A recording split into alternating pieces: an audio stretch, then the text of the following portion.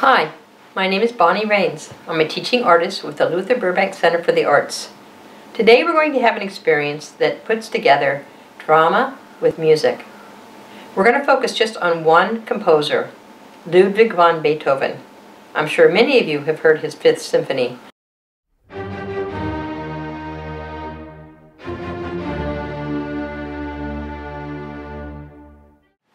I want to tell you a little bit about Ludwig van Beethoven.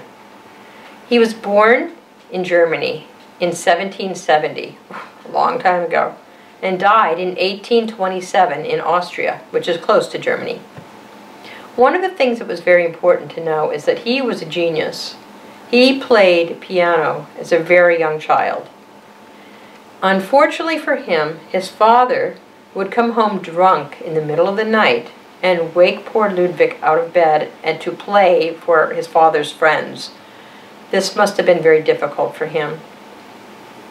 Another very difficult thing that happened in his life was that Ludwig van Beethoven went deaf when he was older. As a matter of fact, his final symphony he wrote when he was completely deaf. That's how strong his imagination was and his love of music. He could hear it in his head, even though he could not hear it with his ears. That must have been very difficult for him to lose such a gift that he had. Those are two things about Ludwig that are important to know, and why maybe there is so much emotion in his music. We're going to have this drama experience in several different parts. In the very first part, I'd like you to just close your eyes and listen to the music.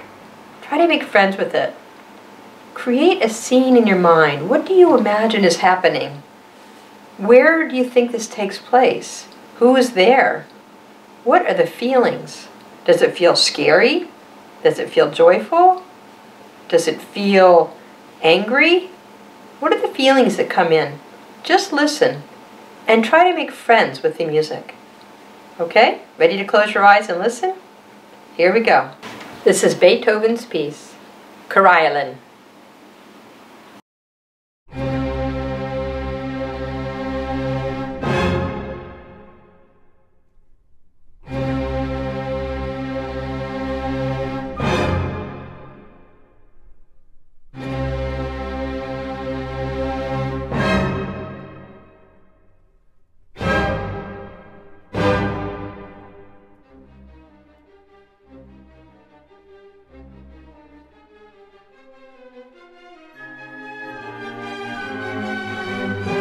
I'm curious what you imagined while listening to this music.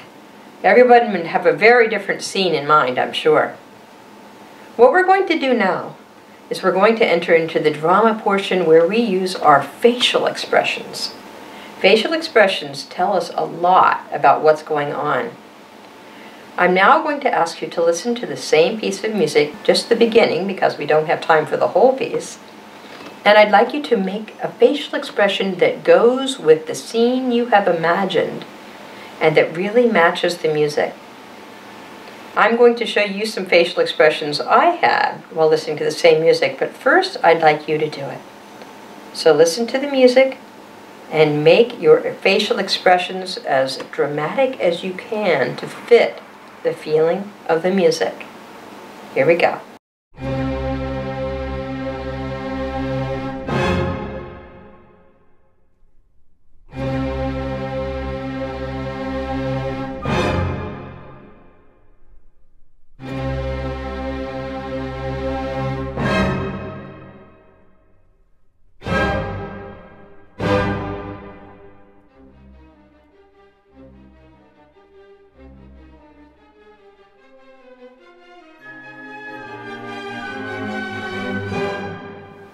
When someone's doing drama, they can often look at their work and say, oh, I think I could make that a little more intense, or I think that I could look a little angrier, or I think I could look a little bit more frightened. So try to really make your face work for you, dramatically expressing itself. Okay. Here are a few pictures of my facial expressions while I'm listening to the music.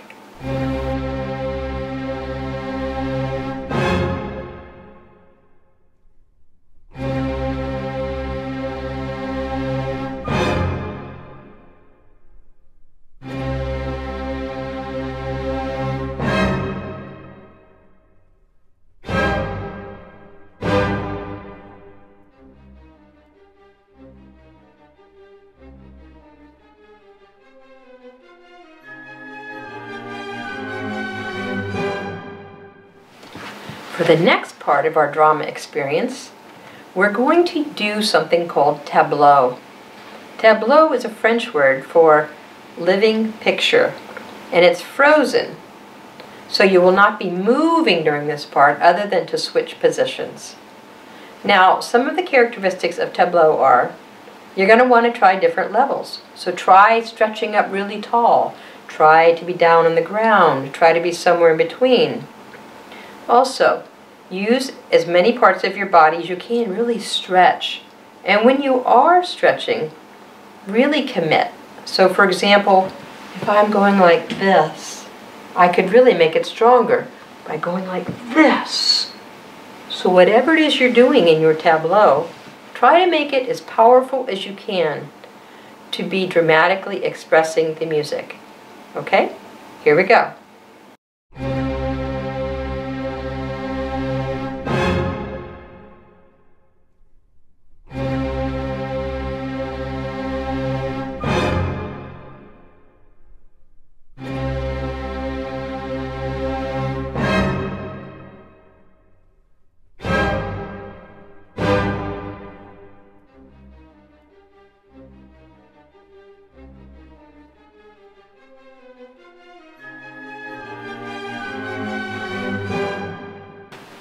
Here's an example of some of the tableaus that I made while I was listening to this music.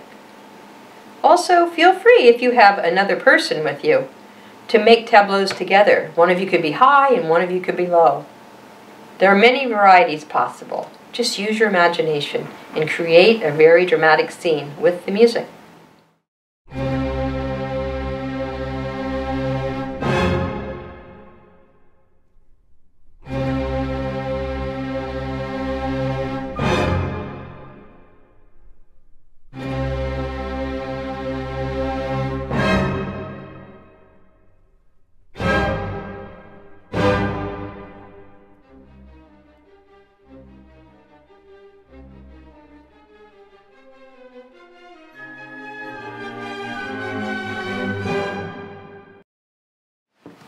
The last part of what we're going to do dramatically today is you're going to use movement of your whole body.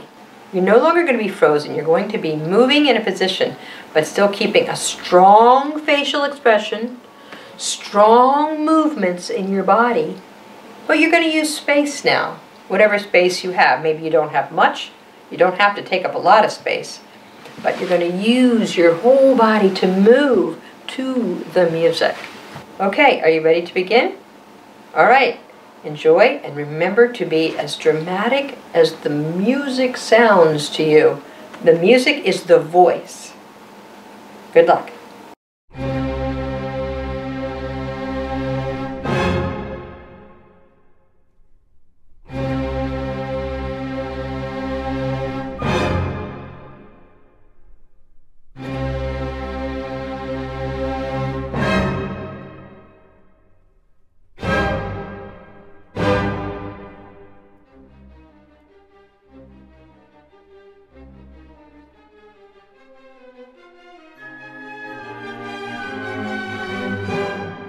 Each time I listen to this piece, I get different stories in my head. It's fun to try out different things with it. Here's what I came up with for moving around the piece in space.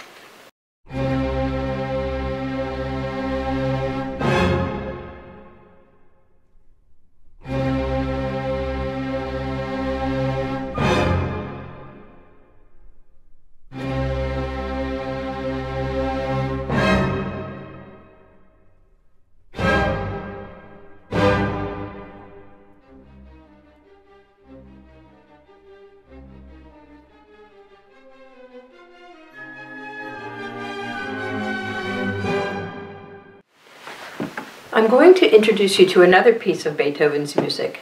It's the Allegretto from Beethoven's 7th Symphony. It's a beautiful piece of music, and it has a very steady beat to it. See if you can go through the same 4 sequences that we went through. First of all, listen to the piece. Really let it seep into your bones. After that, try finding the facial expressions that you think really match the music. Then, move to tableau, where your body is in a still position to really represent what you think the music is expressing. And finally, move to taking up the space and really expressing with your face, with your body, and the space what this music seems to be about for you and a story that you've created in your mind. I think you'll really enjoy it.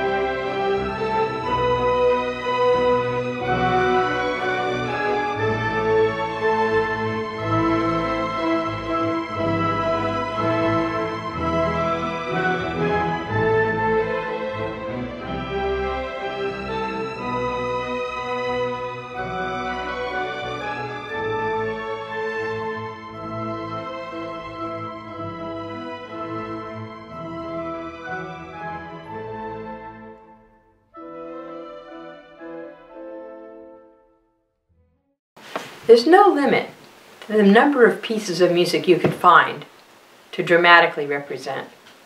Just look around, just listen. Create new stories in your mind. I hope that you've enjoyed this experience today, and tune in again tomorrow for another edition of Let's Be Creative. Thank you, and goodbye.